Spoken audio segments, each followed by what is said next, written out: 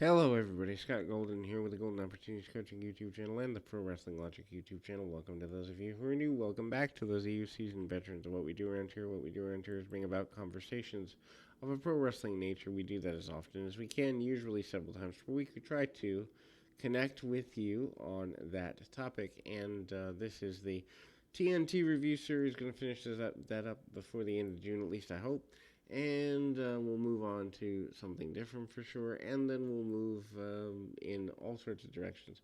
Anyway, Paul Orndorff talking about his desire to get rid of the injury guarantee for um, Bob Orton Jr. He basically doesn't buy Orton, and Orndorff is wearing a cast of his own. Talks about being a trustworthy guy. Also talks about being a guy who got injured in the NFL. They actually do reference his professional football background. Then we go to highlights of Orndorff in a enhancement match, and he is grinding down his adversary really pretty directly. Um, Drops some elbows, punch kick. Orndorff really aggressive. One thing that Orndorff has over that a lot of guys today don't have is the level of facial expressions and aggressions. Um, Even with a front face lock or cranking down on a guy, just kind of keeps it simple. He is a baby face here, and he manages to get a pile driver in motion and goes at it with Lord Alfred Hayes about his, I guess, integrities, for lack of a better term. And Orndorff looks to be in phenomenal shape. The thought that he should keep his um, forays into, keeping his himself safe is good there.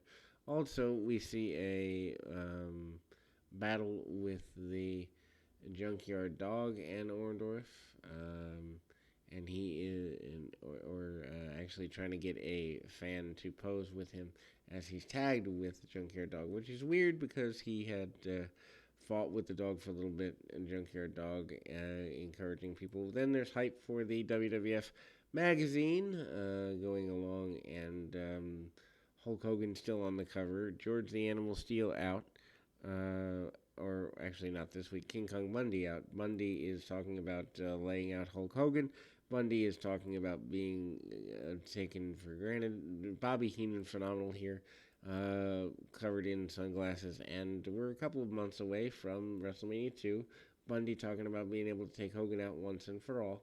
Lays him out. And Bundy is just massive at this point, well over 400 pounds. Talks about not being taken as seriously as he wants, and that he will eventually squash Hulk Hogan. Pretty convincing here, and think about that, only need a couple months to plug the biggest show of the year. We're not necessarily talking about a major run here. Bundy and Heenan, probably better than Bundy and Hart when Bundy came in approximately a year before. And Stud and Bundy are a tag team here. Stud and Bundy are in a good space, and Bundy tosses his adversary to the outside of the ring, and then gets a back elbow, and then the big splash. Bundy is phenomenal here, and is obviously they're looking to get him ready for Hulk Hogan. Nails the big avalanche and actually hits this is a handicap match. Bundy basically says there is no competition for him coming forward, and the fans are not, solidly behind King Kong Bundy in terms of his ability to beat Hulk Hogan. Then we see the talk of Pedro Morales. Pedro, of course, former all the champions, Intercontinental, World, and Tag Team Champion, talking about highlighting the nature of his Puerto Rican heritage, and they show him cooking for a good bit. Also, a tie-up with Rene Goulet, I believe from the Madison Square Garden area. They show Morales and Goulet. Of course, Morales is prime probably in the late 60s, early 70s in California. He does come into the WWF at a time when the Puerto Rican population is pretty big. Morales does get a backdrop, which is kind of sloppy on none other than Rene Goulet. Also, Morales does end up teaming with Tito Santana around this time period, 86, 87 at the time.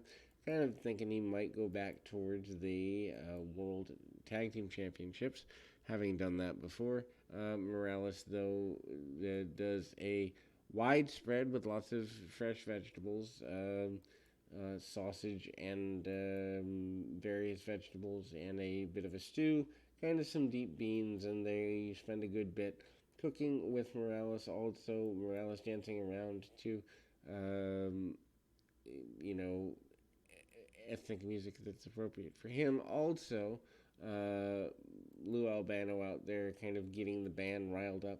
Albano trying to help Morales, trying to put things over, and they continue to push the idea, at least, of Lou Albano being a babyface and Lou Albano supporting the babyfaces. As we close the show, we'll be back with more right after this.